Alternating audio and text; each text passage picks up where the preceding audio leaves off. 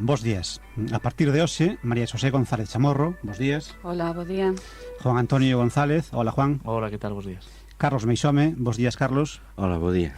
E quen está a falar, Lino Pelleitero, estaremos con vostedes todas as semanas.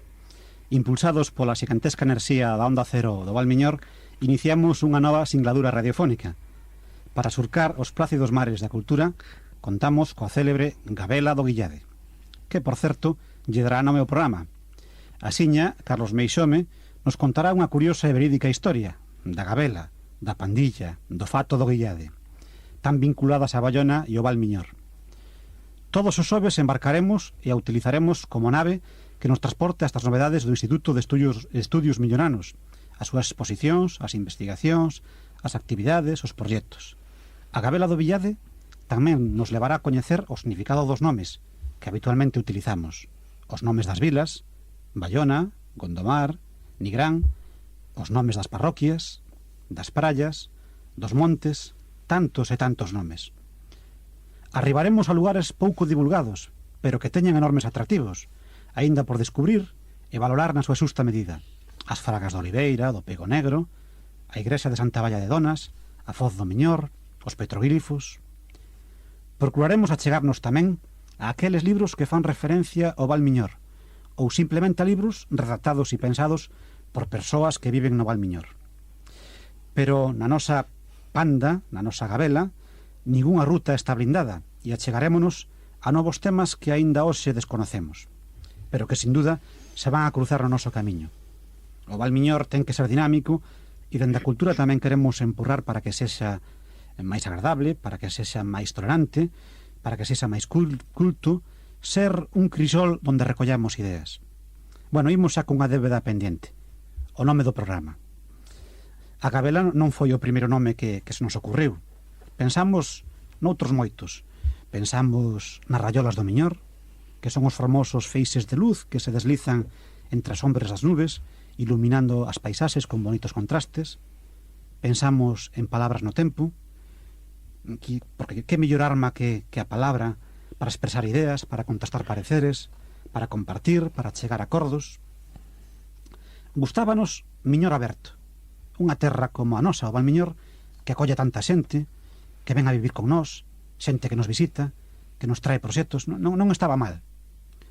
As moradías do Miñor, o Miñor senlleiro, pareceunos un pouco rebuscado, aínda que ten o señorío das bellas casas, das antiguas estancias, dos nobres pazos do Val, das cousas pegadas á terra, con raíces das que poder alimentarse.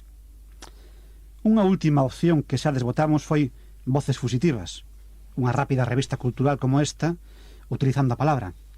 Pero finalmente todos coincidimos en que o programa levaría por nome a Gabela do Guillade. Carlos, contanos algo deste enigmático personaxe e desta apasionante historia. Pois bueno, pois vamos entonces a dar unha pequena explicación deste nome que eleximos para o programa que dende o Instituto de Estudios Miñoranos imos preparar cada xoves para servir aos ointes de Onda Cero Valmiñor. O termo Gabela ten varias acepcións: feixe, atado, montón, morea, brazado, etc. Do que sexa, palla, toxo, leña, tamén, etc. Isto é un conxunto ou grupo. Agora ben, a verba Gabela emprégase tamén para referirse a un grupo de persoas. Xentes agrupadas somos tamén os que formamos o Instituto de Estudios Miñoranos, persoas que pretendemos afondar na investigación dos distintos aspectos culturais do Valmiñor, mais tamén realizar un labor de divulgación cultural. Ao tempo que non esquecemos a defensa e promoción do noso patrimonio histórico, arquitectónico, lingüístico ou paisaxístico. Mais o concepto Gabela empregouse tamén para definir a un grupo de bandoleiros. Non teman os nosos ointes que non somos desta caste de xente, aínda que algunha vez teñamos que tirar un trabucazo, sempre en sentido figurado, para deter algunha das moitas agresións que contra o patrimonio común de todos os miñoranos se andan a cometer. Somos ben conscientes de que non hai contradición entre desenvolvemento económico e conservación da nosa riqueza patrimonial. Mesmo estamos seguros de que a protección do mesmo é a mellor aposta de futuro que podemos facer nunha bisbarra que depende cada vez máis dunha actividade turística que compre prolongar máis alá dos 3 meses de verán. Unha das gabelas, isto é, un grupo de bandoleiros máis sonadas do século pasado, foi a dun tal Guillade. Del pouco sabemos. Só coñecemos unha descripción detallada do seu paseo a trabucazo limpo polas rúas de Bayona en 1820. Hai outro Guillade, quen chegou a ser xefe carlista de relevo durante a Primeira Guerra Carlista entre 1833 e 1840. Tampouco sabemos moito del, fora das súas fazañas como xefe guerrilleiro. Quizáis fose a mesma persoa. Fose ou non, os dous actuaron e viviron por estas terras miñoranas máis ou menos nos mesmos anos. Tiña algo que ver este Guillade bandoleiro co nome do noso río que baixando dende a Groba percorre paralelo ao que leva o nome da serra e vai embocar na foz en Sabarís? Era Guillade un alcume tomado do río? Non o sabemos. Mais o que sabemos destes dous Guillades imos yo contar nas dúas próximas emisións deste programa ao que lle presta o nome. Moi ben, quedamos a espera, Carlos. Pois vamos a ver. No próximo programa xa estamos pendentes da historia do Guillade. Juan, que lles poderíamos comentar a xentes do Valmiñor, aos ointes de Onda Cero Valmiñor, sobre a exposición de fotografía o Valmiñor nos albores do século do Instituto de Estudios Miñoranos? Coméntanos algo. Bueno, para comenzar, direivos que dende principios do mes de agosto ata o pasado mércores 6 de setembro permaneceu aberta nas antiguas instalacións da radiotelevisión do Valmiñor a primeira das actividades programadas polo Instituto de Estudios Miñoranos. Como ti dixeche, refírome á exposición de fotografía ao Valmiñor nos albores do século, para cuya organización contamos ca colaboración dos concellos de Nigrán, Gondomar e Bayona.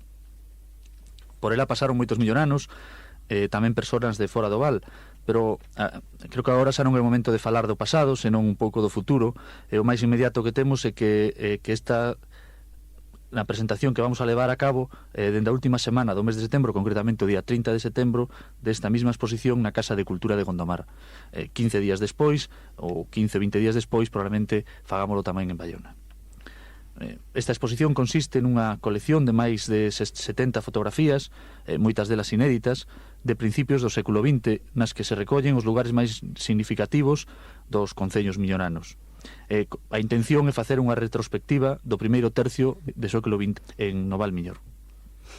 Unha viaxe visual por todo o que representaba o Miñor a principios de século, dende recollida de esteas de época, labores agrícolas, de mariñeiros, hasta a incidencia do progreso sobre o noso territorio.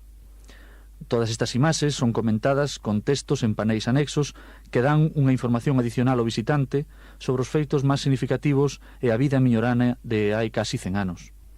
Estos textos están escritos por autores de principios de século que teñen relatado páxinas inolvidables da literatura galega e miñorana, como por exemplo Ulpiano Nogueira, José de Santiago, Jesús Espinosa, don Ramón Otero Pedrallo, Manuel Losada ou Herminio Ramos.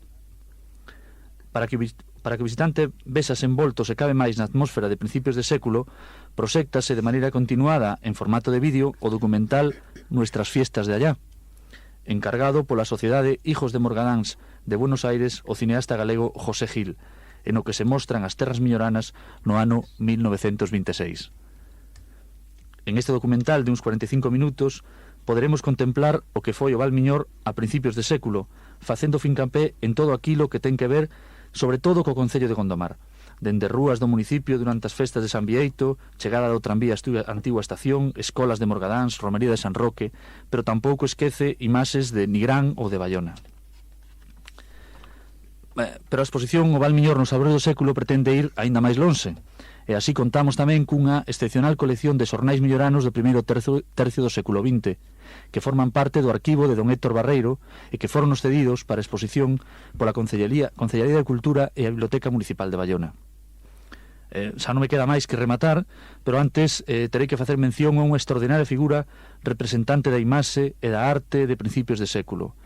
Estou me referir ao fotógrafo de Chaín, don José Domínguez, alcumado Lucas, prolífico autor que encheu casas de Montevideo e do Valmiñor coas súas fermosas imaxes e das que recollemos unha soberbia escolma que seguro vai despertar no visitante a exposición O Valmiñor nos albores do século a sensación de que a arte da imaxe estaba perfectamente representada en Gondomar e no Valmiñor a principios dun século que estamos prontos a rematar.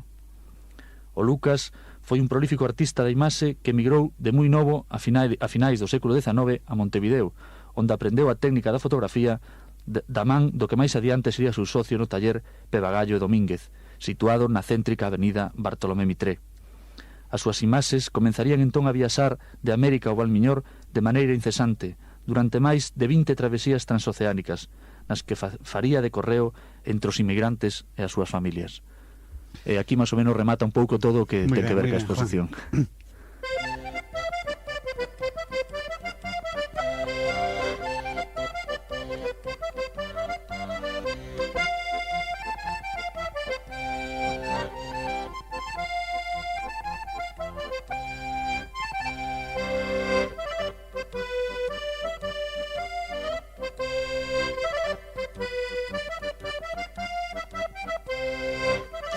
Bueno, nos queda unha última sección.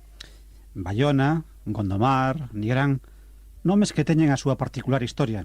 María Xosé, na súa sección O recuncho dos nomes, vai comenzar hoxe pola vila de Bayona.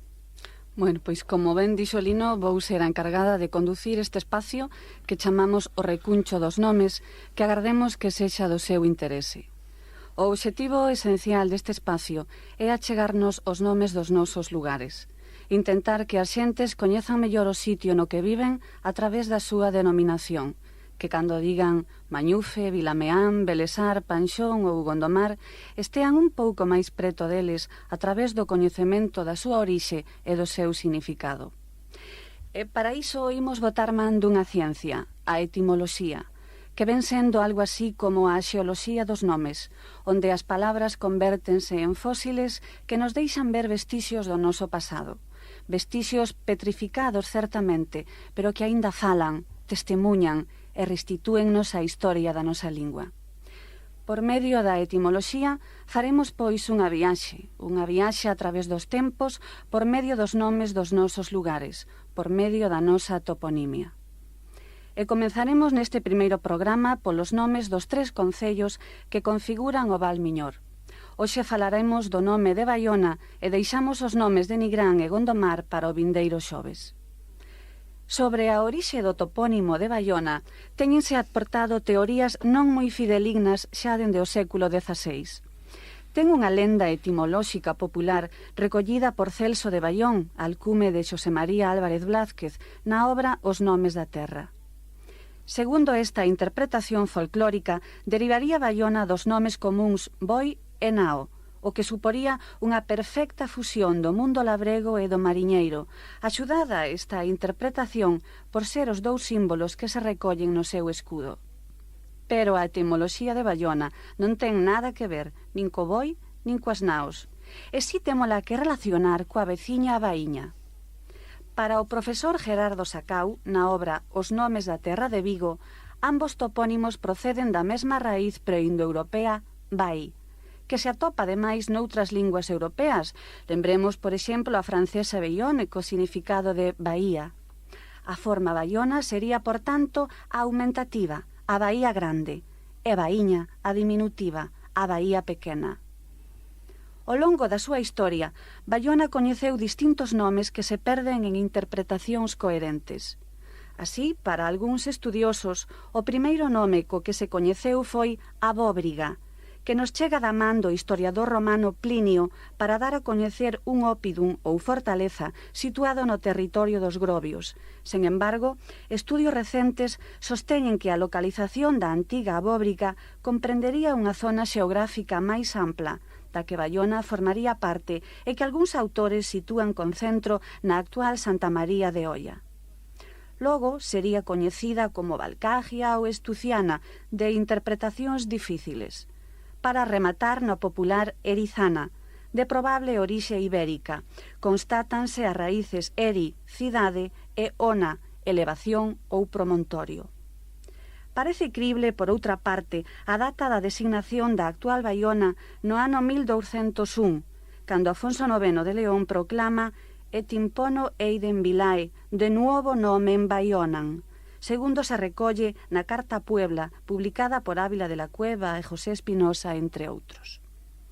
E isto é todo por hoxe. Non se esquezan que o vindeiro xoves volveremos a falar da etimoloxía dos nosos concellos, de Nigrán e Gondomar. Ata entón, páseno ben, bo día dende o recuncho dos nomes. Bueno, pois moitas gracias, María José. E o tempo na radio é un tempo fusitivo. Nada máis por de hoxe, e xa sabedes que, se así o desexades, tedes unha cita a próxima semana para sair de ronda cultural. Bos días.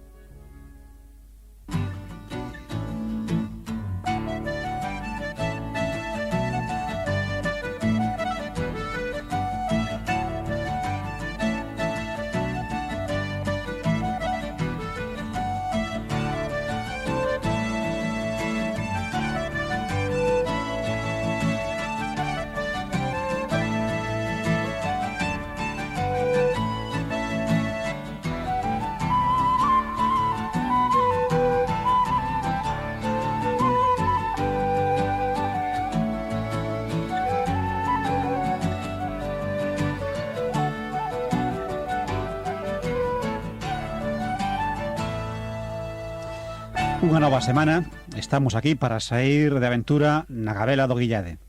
Pilotan esta nave cultural María José González Chamorro, Juan Antonio González, Carlos Meixome e quen está a dirixirse a vostedes, Lino Peiteiro. Bos días a todos. Hola, bos días. Bueno, no caderno de ruta temos previsto para hoxe que Carlos ten pendiente con nos meternos de cheo na historia fantasiosa e verídica da Gabela do Guillade. María José, na sección O recuncho dos nomes, desvelarános o significado verdadeiro de Gondomar e de Nigrán. E Juan levarános ata a parroquia de Santa Valla de Donas. Que nome tan fermoso, Santa Valla. Alí describirá a riqueza artística da súa igrexa. Bueno, empezamos xa, sen máis prólogos nin introducións. Só quero lembrar, antes de pasar a palabra a Carlos, que a partir do venres 29 se inaugura na Casa da Cultura de Gondomar a exposición fotográfica do Instituto de Estudios Miñoranos, o Val Miñor, nos albores do século XX. Carlos, a ver, estamos esperando xa pola historia do Guillade e da súa Gabela. Adiante. Pois vamos a empezar. O que pase que outro día, no anterior programa, falábamos de dous Guillades. Entón, hoxe vamos falar dun Guillade e no próximo programa falaremos de outro Guillade. O fenómeno dos bandoleiros, das gabelas de bandoleiros, estivo moi presente na Galiza dos séculos XIX e incluso do XX, hasta ben mediado o século XX. O fenómeno quedou, impregnou, marcou fondamente as xentes populares. Por exemplo, nos anos 40 deste século que está a rematar, cando algúns dos fuxidos logo da Guerra Civil e perseguidos pola represión das forzas franquistas se converteron en guerrilleiros, comenzaron a confundirse dous termos. O de Foucellas, aplicado por extensión a todos os guerrilleiros e que facía referencia ao mítico Benigno Andrade, coñecido polo alcume de Foucellas, e o de facciosos ou fauciosos, co que se denominaban as partidas carlistas do século anterior. Tamén algunha confusión semella haber entre un guillade bandoleiro que asaltou Bayona en 1820 e o xefe carlista do mesmo nome de grande popularidade entre 1833 e 1840 durante a primeira carlistada. A dimensión do bandoleirismo, fose ou non de orixe política, foi importante e o número de capitáns de gabela que acadaron sona tamén. En Morning Star, a fermosa novela de aventuras coa que nos agasallou o escritor lugués Xosé Miranda, fais un repaso de algúns dos sonoros nomes destes xefes bandoleiros. Lourenzo Tasende, que se converteu en protagonista dos cantares que o cego Farruco Campanachoca, sempre acompañado pola fermosa Pindonga, cantaba polas rúas de Compostela. Tomás das Congostras, Lázaro Rivadulla, Xosé Domínguez, alcumado o Volante, o finisecular Mamé de Casanova, coñecido como Toribio, novelado por don Ramón María del Valle Inclán, e sobre o que Ixino Puentes remata de tirar do prelo unha reconstrución histórica novelada baixo o título de O bandido Casanova. Fernando Serén e outros coñecidos polos alcumes tan brutais como deberon ser as súas personalidades, o Xudas, o Pelos de Burra ou o Demo Vivo. Os que levamos citados son bandoleiros, poderíamos dicir económicos, que rouban como xeito de vida, mas, como dixemos, outro tipo de bandoleirismo foi tamén abondoso ao longo do século XIX, o de carácter político entre o que é sobranceiro o de inspiración carlista. O profesor Xosé Ramón Barreiro Fernández ten analizado esta cuestión en profundidade na súa xa clásica obra El carlismo gallego. Nela, infórmanos das faccións que na área do Baixo Miño e do Val Miñor tiveron a súa maior incidencia no período que vai entre 1833 e 1840. A partida máis especificamente miñota e miñorana foi a comandada por Guillade, unha mestura de héroe e bandoleiro, con evidentes capacidades militares que acadou acima do seu prestixio entre 1837 e 1838. O seu creto entre os rebeldes carlistas chegou ao maior nivel cando nunha acción militar ben preparada deu morte a un coronel, xullo de 1837, e uns meses despois, abril de 1838, tomou Tui durante unhas horas. O asalto á vila episcopal realizouno nunha hábil manobra na que dirixiu 200 homes disfrazados de soldados gobernamentais.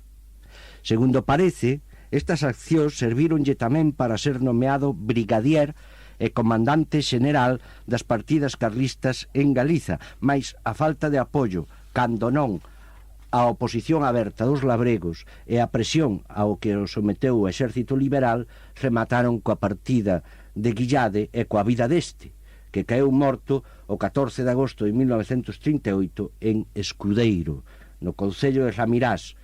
O seu corpo, trasladado á vila veciña de Celanova, foi sometido a escarnio público, mentres a soldadesca era premiada cun gran banquete.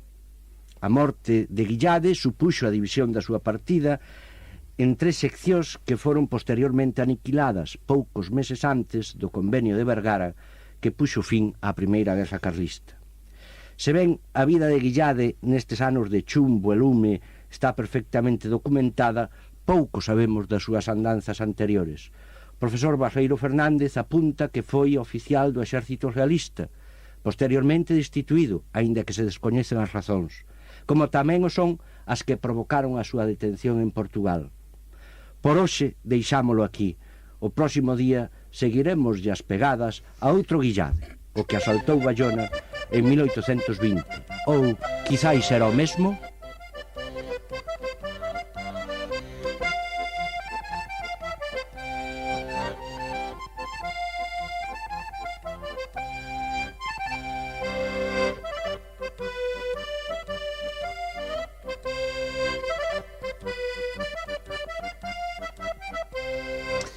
Entramos xa no recuncho dos nomes. María Xosé, é certo que condomar significa ondomar, como din algúns? Tío, que queres pillarme, Lino? Non.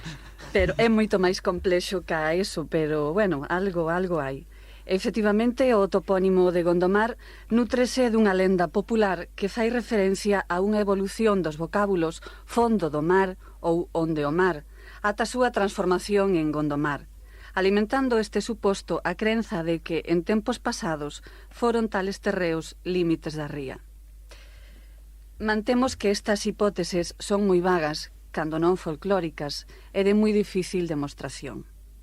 O pai Sarmiento, no seu índice onomástico de la lengua gallega, apunta como fundador de Gondomar o monarca visigodo Flavio Gundemaro, no século VIII, teoría que xa nos parece máis fiable que a anterior á hora de buscarlle as súas orixes etimolóxicas. O topónimo está formado, segundo esta hipótese, polas raíces xermánicas gond, co significado de loita, presente en outros nomes de lugar tamén de influencia xermánica como Gondar, Gondosende, Gondufe, etc., e mar, co significado de cabalo. E racionaríase co grupo de topónimos derivados de nomes persoais de orixe xermánica como marca de posesión, como veremos a continuación co nome de Nigrán. O topónimo de Nigrán agora arrinca dun adxetivo cualificativo latino, niger, nigra, nigrum, co significado de negro, posiblemente aplicado á coloración das augas do mar costeiro ou as do río Muiños, tamén chamado río de Canido, aínda que parece máis crible como cualificativo das terras de labranza que neste lugar se caracterizarían por teren a cor negra e seren moi fértiles. Son as terras nigratas, que deixaron moitos restos espallados pola xeografía galega. Lembremos as negradas do concello de Guitiriz, en Lugo, ou as nigrelas, en Marín. O profesor Gerardo Sacau anota a presencia dunha vila nigrani, coa marca clásica dos antropónimos, é dicir, nomes persoais na forma do xenitivo en ani, indicadora de posesión, como revelan outros topónimos de iguais características como Silvani, Silván, Flaviani, Chayán e tantos outros. E isto foi todo sobre o nome dos nosos concellos, sobre a súa etimoloxía.